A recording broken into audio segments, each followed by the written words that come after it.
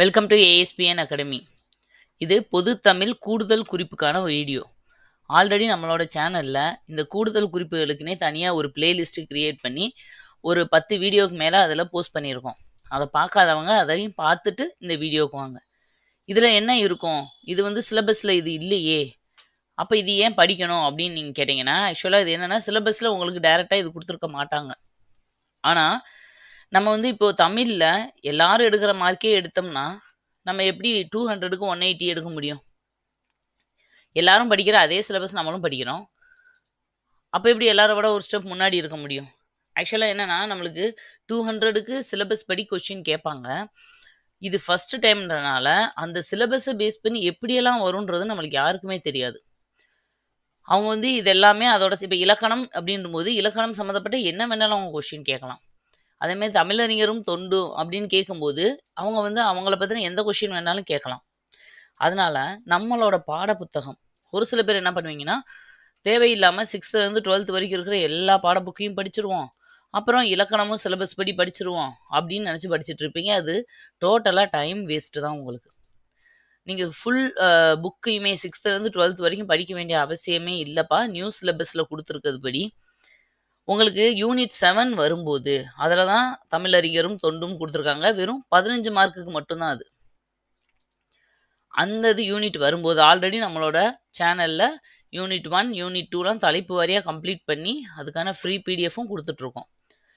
இப்போ யூனிட் 3 போயிட்டுருக்கு. இதே மாதிரி யூனிட் 7 வரும் இல்லையா, அப்போது எந்தெந்ததை மட்டும் நீங்கள் சிலபஸ் படி படித்தா போதும் அப்படிங்கிறத நாங்கள் தெளிவாக கொடுத்துருவோம். அதை மட்டும் நீங்கள் படிங்க. அதனால் இப்போ இருந்தே யாராவது நான் புக்கை ஃபுல்லாக படிச்சுட்டு இருக்கேன்னா ஃபஸ்ட்டு அதை நிறுத்திடுங்க. டைம் வேஸ்ட்டு தான் உங்களுக்கு. அதுக்கு பதிலாக இந்த கூடுதல் குறிப்புகளை நீங்கள் படித்தீங்கன்னா உங்களுக்கு அந்த ஃபுல் புக்கும் படித்ததுக்கு ஈக்குவல்.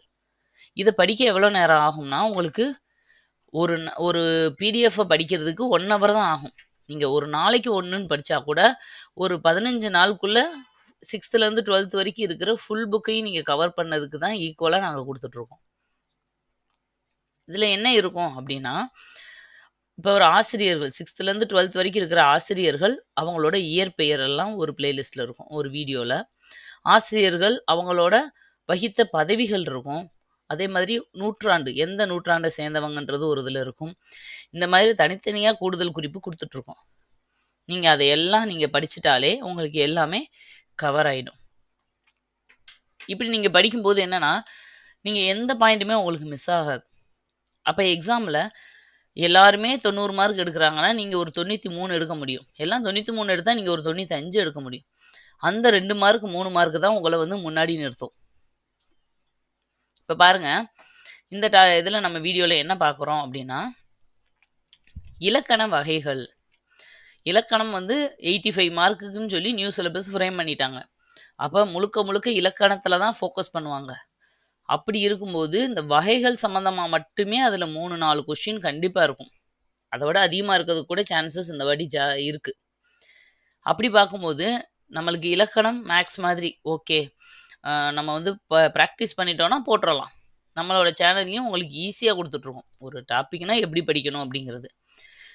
இது ஒருவேளை இந்த வீடியோ நீங்கள் ஃபஸ்ட் டைம் பார்க்குறீங்கன்னா நீங்கள் போய் பிளேலிஸ்ட்டில் பொது தமிழ் இலக்கணம்னு ஒரு பிளேலிஸ்ட் இருக்கும், அதில் போட்டு பாருங்கள். ஒரு வீடியோ பார்த்தாலே உங்களுக்கு ஐடியா கிடைச்சிடும். இது என்ன அப்படின்னா, இலக்கணத்தில் என்னென்ன வகைகள் இருக்குது. இது கண்டிப்பாக எவ்வளவு தரோவாக நம்ம இலக்கணம் பார்த்தாலும் எல்லாருக்குமே குழப்பக்கூடிய ஒரு விஷயம். அதனால தான் இதை மட்டும் தனியாக பிரித்து எடுத்து கொடுத்து உங்களுக்கு வந்து படிக்கிறதுக்கு நாங்கள் இந்த வீடியோவில் கொடுத்துருக்கேன். ஒவ்வொரு இதுக்கும் என்னென்ன வகைகள்ன்றதை ஒரு டெய்லியும் ஒரு 2-3 டைம்ஸ் இதை வந்து பார்த்துக்கிட்டே இருந்தீங்கனாலே உங்களுக்கு வந்து நல்லா மைண்டில் நின்றும். ஃபஸ்ட்டு பாருங்கள், இலக்கணமே பொதுவாக வந்து 5 வகைப்படும். எழுத்து, சொல், பொருள், யாப்பு, அணி அப்படின்னு சொல்லுவோம் இல்லையா, அதுதான் வந்து இலக்கணம். அதோட 5 வகைகள். அடுத்தது நான் ஏற்கனவே உங்கள்கிட்ட சொல்லியிருக்கேன், நீங்கள் வந்து டைரெக்டாக போய் பிடிஎஃப் எடுத்து படிக்கிறது வந்து 70% தான் அதை கவர் பண்ணதுக்கு சமம். நான் வீடியோவில் என்ன சொல்கிறேன் அப்படிங்கிறத கேட்டுட்டு நீங்கள் அதுக்கப்புறம் அதை படித்தீங்கன்னா உங்களுக்கு 100% வந்து ஃபுல்லாக கம்ப்ளீட் ஆயிரும். ஏன்னா எல்லாத்தையும் பிடிஎஃப்பில் டைப் பண்ணி கொடுக்க முடியாது. அதனால் நிறைய விஷயங்களை நான் நடத்தும்போது தான் சொல்லுவேன். அதனால் இதை ஒரு வாட்டி கேட்டுட்டு நீங்கள் அதை படித்தீங்கன்னா உங்களுக்கு வந்து 100% வந்து யூஸ்ஃபுல்லா இருக்கும். இப்ப இதுல பாருங்க, இலக்கணம் 5 வகைகள் அப்படின்னு நான் குடுத்துறேன். ஒவ்வொன்லயும் யாப்பு, எழுத்து, சொல் அந்த 5யும் மென்ஷன் பண்ண என்னால இங்க டைம் இல்ல. ஓகேவா? சார்பெழுத்துல 10 வகை இருக்கு. ஆகுபெயர்ல 16 வகை இருக்கு. இந்த மாரி ஒவ்வொன்னையும் இங்க டைப் பண்ண முடியாது இல்லையா? உங்களுக்கு பிரிண்ட் அவுட் எடுத்தாலும் அது எல்லாமே பேஜஸ் ஜாஸ்தி ஆயிட்டே போகும். அதனால வகைகள மட்டும் இங்க நான் குடுத்துர்றேன். ஆனா நடத்தும்போது உங்க அதெல்லாம் என்னென்ன அப்படிங்கிறத நான் அந்தந்த இடத்துல சொல்லிர்றேன். உங்களுக்கு வேணும்னா நீங்க பிடிஎஃப்ல ஒரு ஓரமா எழுதிக்கலாம். பாருங்க இலக்கணம் 5 வகை. அது வந்து எழுத்து, சொல், பொருள், யாப்பு, அணி. அடுத்தது சார்பெழுத்துக்கள் வந்து 10 வகைப்படும். அது வந்து என்னென்னது? உயிர்மெய், ஆயுதம், உயிரெழபடை, ஒற்றளபடை, குற்றிய லுகரம், குற்றிய லிகரம், ஐகார குறுக்கம், ஔகார குறுக்கம், மகர குறுக்கம், ஆயுத குறுக்கம். இந்த 10 தான் வந்து சார்பெழுத்துக்களோட வகைகள். அடுத்தது பகுபதம். பகுபதத்துல 2 டைப் இருக்கு. பெயர் பகுபதம், வினை பகுபதம். அந்த பெயர் பகுபதம் மொத்தம் 6 வகைப்படும். பகுபதமே 2 வகைப்படும். பெயர் பகுபதம் 6 வகைப்படும். வினை பகுபதத்துல வந்து எந்த ஒரு டிவிஷனோ இல்ல வகைகளோ கிடையாது. 6 வகையான பெயர் பகுபதம் என்னென்ன அப்படின்னா, பொருள், இடம், காலம், சினை, பண்பு, தொழில். இந்த எல்லாத்துக்கும் பின்னாடியும் பெயர் பகுபதம். பொருள் பெயர் பகுபதம், இட பெயர் பகுபதம் அந்த மாதிரி போட்டுக்கோங்க. இந்த 6ம் தான் 6 வகையான பெயர் பகுபதம். வினை பகுபதத்துக்கு அப்படி இல்லை. அடுத்தது பகாபதம். பகாபதத்தில் 4 வகை தான். அதில் வந்து என்னென்னா பெயர், வினை, இடை, உரி. பெயர் பகாபதம், வினை பகாபதம், இடை பகாபதம், உரி பகாபதம். இதான் வந்து 4 வகை. அடுத்தது வினா. 6 வகை வினா என்னென்ன அப்படின்னா, அறிவினா, அறியா வினா, ஐய வினா, கொளல் வினா, கொடை வினா, ஏவல் வினா. அடுத்தது விடை. விடை எத்தனை வகைப்படும் அப்படின்னா, விடை மொத்தம் 8 வகைப்படும். பாருங்க வினா 6 ஆனால் விடை 8. ரெண்டுமே சேம் நினச்சிடாதீங்க. விடை 8 வகையான விடை என்னென்ன? நேர் விடை, சுட்டு விடை, மறை விடை, ஏவல் விடை, வினா எதிர் வினாதல் விடை, உற்றது உரைத்தல் விடை, உருவது கூறல் விடை, இனமொழி விடை. இந்த மாதிரி விடை வந்து மொத்தம் 8 வகைப்படும். போலி வந்து 3 வகைப்படும். முதற்போலி, இடைப்போலி, கடைப்போலி. அதான் 3 வகை. இப்போ முற்றுப்போலின்னு ஒன்று வரும். அது வகைகளில் சேராது. சரியா? அது ஒரு தனி. ஆனால் போலியில் எத்தனை வகைப்படும் அப்படின்னு கேட்டால் 3 வகை. முதல் போலி, இடைப்போலி, கடைப்போலி மட்டும்தான். அடுத்தது வலுநிலை. வலுநிலை வந்து 7 வகைப்படும். திணை, பால், இடம், காலம், வினா, விடை, மரபு. இதுல எல்லாம் வலுநிலை இருக்கு. அடுத்தது வந்து வளாநிலை. இந்த கிராமர்லாம் இதெல்லாம் என்னது அப்படின்னு கேட்டிங்கன்னா, இது எல்லாமே நம்மளுக்கு சிலபஸில் அடுத்தடுத்து வரும். நான் உங்களுக்கு வந்து நடத்துவேன். இப்போ இது மட்டும் தெரிஞ்சுக்கோங்க நீங்கள். சரியா? இது வந்து வளாநிலை. வளாநிலை இதுவும் 7 வகைப்படும். இதுவும் அதே மாதிரி தான். இதுலாம் வளாநிலை இருக்கும் அப்படின்னா, திணை, பால், இடம், காலம், வினா, விடை, மரபு. இந்த 7 வகையான வளாநிலைகள் இருக்கு. வலு அமைதி 5 வரும். ஓகேவா? வலுநிலை வளாநிலை 7, வலு அமைதி வந்து 5 தான். எதுனா திணை வலு அமைதி, பால் வலு அமைதி, இட வலு அமைதி, கால வலு அமைதி, மரபு வலு அமைதி. புரியுதா? திணை, பால், இடம், காலம், மரபு. இந்த 5 வந்து வலு அமைதியில வரும். அடுத்தது ஆகுபெயர். ஆகுபெயர் தான் 16 வகைப்படும். ஓகேவா? அதனால் அந்த 16ஐயும் மனப்பாடம் பண்ணணும்னு அவசியம் இல்லை. நீங்கள் ஒரு இதை கொடுத்து இது என்ன ஆகுபெயர்னு கேட்டால் அதை கண்டுபிடிக்க தெரிஞ்சால் போதும். ஆனால் 16 வகை இருக்குன்றது தெரிஞ்சுக்கோங்க. என்னென்னா பொருளாகு பெயர், இடவாகு பெயர், காலவாகு பெயர், சினையாகு பெயர், பண்பாகு பெயர், தொழிலாகு பெயர், தானியாகு பெயர், உவமையாகு பெயர், கருவியாகு பெயர், காரியவாகு பெயர், கருத்தா ஆகு பெயர், சொல்லாகு பெயர், எண்ணல் அளவை ஆகு பெயர், எடுத்தல் அளவை ஆகு பெயர், முகத்தல் அளவை ஆகு பெயர், நீட்டல் அளவை ஆகு பெயர். இத்தனையுமே ஆகு பெயர் தான்ப்பா. ஆகு பெயர் தான் நிறைய இருக்கும். ஓகேவா? அடுத்தது வேற்றுமை உருபுகள். வேற்றுமை உருபுகள் வந்து மொத்தம் 8. ஆனால் அந்த இதுக்கு வந்து நம்ம பேரெல்லாம் கிடையாது. முதல் வேற்றுமை, இரண்டாம் வேற்றுமை, மூன்றாம் வேற்றுமை, நாலாம் வேற்றுமை, 5, 6, 7, 8 அப்படி தான் இருக்கும். 8 வேற்றுமை. ஓகேவா? வேற்றுமை உருபுகள்.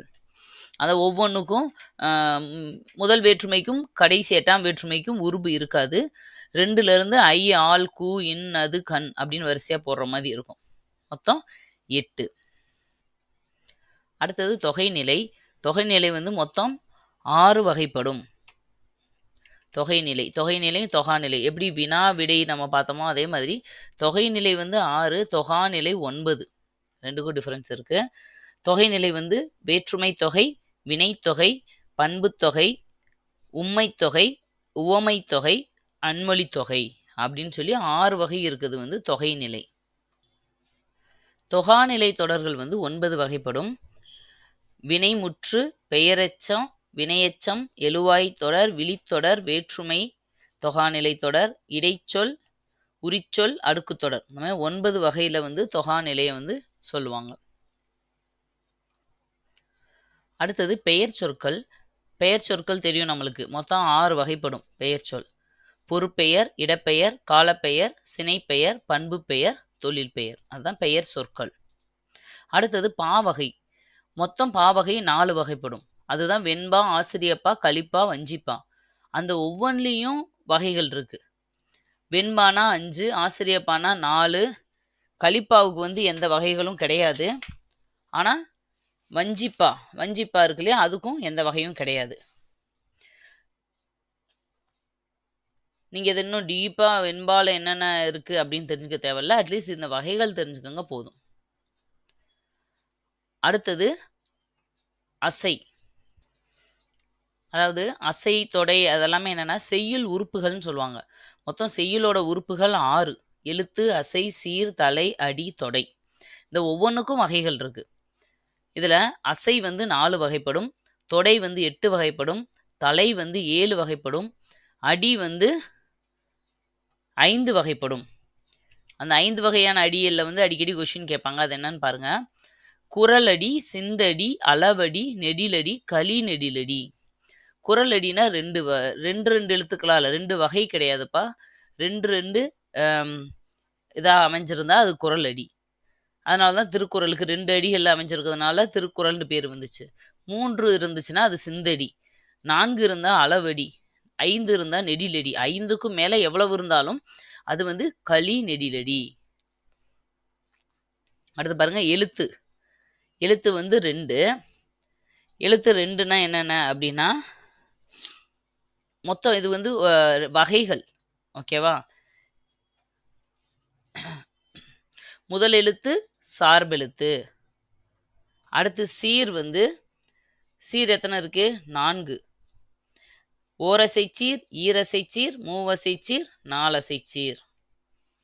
அடுத்தது நம்ம மேலே கொடுத்துருக்கோம். இங்கே எழுத்து அசை இங்கே இருக்கு பார்த்துங்க. எழுத்து சீர், அசை, தொடை. அசை மொத்தம் எத்தனை? 4 வகைப்படும்.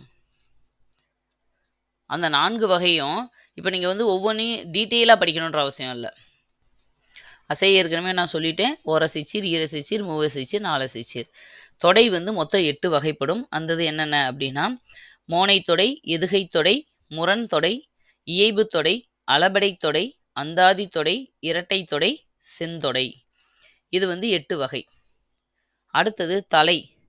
தலை வந்து மொத்தம் மெயினாக வந்து 4. அதை வந்து பிரித்து சொன்னால் 7. ஓகேவா? நீங்கள் 4ம் தெரிஞ்சுக்கோங்க, 7ம் தெரிஞ்சுக்கோங்க. 4 வந்து ஆசிரியர் தலை, வெண்டலை, கலித்தலை, வஞ்சித்தலை. ஓகேவா? இதுலேயே அடுத்து மிக்ஸ் பண்ணி ஏர்சீர், வெண்டலை அந்த மாதிரி வந்தால் அது 7. மேக்சிமம் வந்து 4. அடுத்தது என்ன கொடுத்துருக்கோம்? பொருள்கோள். பொருள்கோள் வந்து மொத்தம் 8 வகைப்படும். அந்த நீங்கள் வந்து உங்களுக்கு ஹையர் கிளாஸில் வரும், இது 9th 10th வரும். 8 வகையான பொருள்கோள் என்ன அப்படின்னா, ஆற்று நீர் பொருள்கோள், மொழி மாற்று பொருள்கோள், நிரல் நிறை பொருள்கோள், விற்பூட்டு பொருள்கோள், தாப்பிசை பொருள்கோள், அலைமறி பாப்பு பொருள்கோள், கொண்டு கூட்டு பொருள்கோள், அடிமறி மாற்று பொருள்கோள். இதெல்லாமே பொருள்கோளோட 8 வகைகள். அடுத்து குறுக்கங்கள். குறுக்கங்கள் 4 குறுக்கம் தான் இருக்குது. அது என்னென்னா, ஐகார குறுக்கம், ஔகார குறுக்கம், மகர குறுக்கம், ஆயுத குறுக்கம். இதான் வந்து 4 வகையான குறுக்கங்கள். அடுத்தது பகுபத உறுப்புகள். பகுபத உறுப்புகள் வந்து மொத்தம் 6.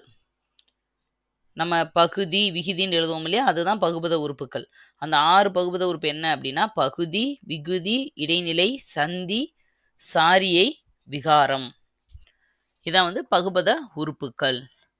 அடுத்தது வழக்கு. வழக்கு வந்து இயல்பு வழக்கு, தகுதி வழக்குன்னு சொல்லி 2 இருக்கு. இந்த கீழேயே கொடுத்துருக்கோம் பாருங்க, அதோட டைப்பு. வழக்குன்னு மட்டும் கேட்டால் 2ன்னு எழுதணும். அதில் என்னதுன்னா தகுதி வழக்கு, இயல்பு வழக்கு. அந்த ஒவ்வொன்றிலையும் 3 டைப் இருக்கு. இப்போ பாருங்க, ஃபர்ஸ்ட் தகுதி வழக்கில் 3 டைப் என்ன அப்படின்னா, இடக்கர் அடக்கல், மங்களம், குழுவு குறி. இதெல்லாமே தகுதி வழக்கில் இருக்க 3 டைப்பு. அதே இது இயல்பு வழக்கில் இருக்கிற 3 டைப் என்ன அப்படின்னா, இலக்கணம் உடையது, இலக்கண போலி, மருவு. இதெல்லாமே வந்து இயல்பு வழக்கில் இருக்கிற 3. ஆக்சுவலாக நம்ம இந்த மருவுன்றதெல்லாம் நம்ம சிலபஸில் இப்போ இருக்கும். நம்ம பாடத்தில் நம்ம படிச்சிருப்போம். ஊர் பெயர்களுக்கான மருவு இதெல்லாம் பார்த்துருக்கோம் இல்லையா, அந்த மருவு தான் இந்த வழக்கில் வருது ஒரு டைப்பாக. அடுத்தது அகப்பொருள் இலக்கணம், புறப்பொருள் இலக்கணம். அகப்பொருள் இலக்கணம் அப்படிங்கிறது வந்து நம்ம இந்த 5 திணைகள் சொல்லுவோம் இல்லையா, குறிஞ்சி, முல்லை, மருதம், நெய்தல், பாலை. இதெல்லாமே அகப்பொருள் இலக்கணம் குறிக்கிறது. அதே இது புறப்பொருள் இலக்கணம் அப்படின்னா 12. அது இது வெச்சி, கரந்தை, வஞ்சி, காஞ்சி, நொச்சி, உளிங்கை, தும்பை, வாகை, பாடான், பொதுவியல், கைக்கிளை, பெருந்திணை. இந்த 12 நம்ம தெரியும் உங்களுக்கு. அந்த 12 புறப்பொருள் இலக்கணமாக சொல்கிறாங்க. அடுத்தது கடைசியாக குற்றிய லுகரம். குற்றிய லுகரத்தில் என்னென்ன டைப் இருக்குது அப்படின்னா, மொத்தம் 6 டைப் இருக்குது. அது வந்து நெடில் தொடர் குற்றிய லுகரம், ஆயுத தொடர் குற்றிய லுகரம், உயிர் தொடர் குற்றிய லுகரம், வன் தொடர் குற்றிய லுகரம், மென் தொடர் குற்றிய லுகரம், இடைத்தொடர் குற்றிய லுகரம். இதுதான் அந்த 6 டைப்பு. அப்புறம் நான் சொல்லியிருந்தேன்ல தலை. தலை வந்து எத்தனை சொல்லியிருந்தோம் பாருங்க, பிடிஎஃப்லேயே நான் காமிக்கிறேன். தலை இங்கே இருக்கு. தலை மொத்தம் 7 வகைப்படும் அப்படின்னு சொல்லியிருந்தோம். ஓகேவா, இங்கே இருக்கு தலை. அந்த 7ஐயும் நோட் பண்ணிக்கோங்க. நேரொன்று ஆசிரிய தலை, நிறையொன்று ஆசிரிய தலை, இயற்சீர் வெண்டலை, வெண்சீர் வெண்டலை, களித்தலை, ஒன்றிய வஞ்சித்தலை, ஒன்றாத வஞ்சித்தலை. இதுதான் வந்து 7 வகையான தலைகள். இப்போ ஒவ்வொரு இலக்கணத்துக்கும் என்னென்ன டைப் இருக்கு, அந்த ஒவ்வொன்றும் என்னென்ன அப்படிங்கிறத உங்களுக்கு நான் தெளிவாக சொல்லிட்டேன். இதுக்கு மேலே கொஸ்டின்ஸ் வராது. ஆனால் இந்த பிடிஎஃப்குள்ளே இருந்து மட்டும் ஒரு 4-5 கொஸ்டின் வந்து டைரெக்டாவோ ஸ்டேட்மெண்ட்டாவோ மேட்ச் த ஃபாலோவிங்காவோ கேட்குறதுக்கு இந்த வாட்டி சான்சஸ் நிறைய இருக்குது. கண்டிப்பாக இதை வந்து எல்லாருமே மிஸ்டேக் பண்ணுவாங்க. ஏன்னா இது எல்லாமே 2 டைப் 3 டைப்புன்னு இருக்கு இல்லையா, அதனால கண்டிப்பாக கன்ஃபியூஸ் ஆகும். நீங்கள் அப்படின்னா என்னன்றது தெரிஞ்சுக்கிட்டு அதில் இத்தனை டைப் இருக்குதுன்னு நம்ம சொல்லி பார்த்து படிக்கும்போது உங்களுக்கு கன்ஃபியூஸ் ஆகாது, தெளிவாக ஆன்சர் பண்ண முடியும். ஓகே, நீங்கள் அதே மாதிரி நம்மளோட சேனலில் பொது தமிழ் இலக்கணத்துக்கு, அதாவது நியூ சிலபஸ் படி தலைப்பு வாரியாக கொடுத்துட்ருந்தோம் இல்லையா, அதுக்கு மட்டும்தான் கீழே ஃப்ரீ பிடிஎஃப் கொடுத்துட்ருந்தோம். அப்புறம் கரண்ட் அஃபேர்ஸும் கொடுத்துட்ருந்தோம். ஜிகே நான் கொடுக்க முடியாதுன்னு சொல்லிட்டேன். ஏன்னா நான் ஹேண்ட் ரிட்டன் நோட்ஸ் வச்சு தான் நடத்திட்டுருக்கேன். அதையும் நீங்கள் நோட்ஸ் எடுத்து படித்தா மட்டும்தான் யூஸ்ஃபுல். என்னோட நோட்ஸ் அது என்னன்னு புரியாமல் போயிருமேன்றதுக்காக தான் அதோட நான் எக்ஸ்ப்ளனேஷனும் கொடுத்துட்றேன் உங்களுக்கு. நீங்கள் உங்கள் கையால் சோம்பேறித்தனப்படாமல் நோட்ஸ் எடுங்க, அதுதான் யூஸ்ஃபுல்லாக இருக்கும். அதனால் நோட்ஸ் நான் கொடுக்க போகிறது கிடையாது. மேக்ஸுக்கு ஆல்ரெடி நான் போர்டில் நடத்துகிறதே நோட்ஸாக தான் கொடுக்குறேன். இப்போ இந்த கூடுதல் குறிப்புகளுக்கும் நீங்க பிடிஎஃப் கேட்குறீங்க. சரியா? நான் என்ன நெனச்சேன்னா, இத அட்லீஸ்ட் நீங்க வீடியோவ இது பண்ணிட்டு, கேட்டுக்கிட்டே நீங்க எழுதுனீங்கன்னா, உங்களுக்கு அது இன்னொரு எப்பயுமே சொல்லுவாங்க 10 தடவ படிக்கிறத விட, ஒரு 2 தடவ எழுதுறது வந்து ஈக்குவலா இருக்கும் அப்படின்னு. எழுதுனீங்கன்னா உங்களுக்கு யூஸ்ஃபுல்லா இருக்கும் அப்படின்னு நெனச்சு தான் இதுக்கு மட்டும் நான் குடுக்கல. அட்லீஸ்ட் நோட்ஸ் எடுக்கட்டும் அப்படின்னு. ஆனா இதையும் கன்டினியூஸா நீங்க கமெண்ட்ல கேட்கறதுனால, இனிமேலு நாங்க இதுக்கும் சேர்த்து கீழ ஃப்ரீ பிடிஎஃப் குடுத்துறோம். இப்ப இந்த வீடியோவுக்கு கீழ இதோட ஃப்ரீ பிடிஎஃப் இருக்கும். நீங்க டவுன்லோட் பண்ணி படிச்சுக்கலாம். இதுக்கு முன்னாடி ஒரு 10 வீடியோ கிட்ட போட்டிருப்போம் இந்த பிளேலிஸ்ட்ல. அதுலயும் ஆட் பண்ணிடுறோம். பார்க்காதவங்க அதுலயும் நீங்க போயி திரும்ப கீழ டிஸ்கிரிப்ஷன்ல இருந்து டவுன்லோட் பண்ணி படிச்சுக்கோங்க. ஓகே. Thank you. அடுத்த வீடியோல திரும்ப மீட் பண்றோம். பாய்.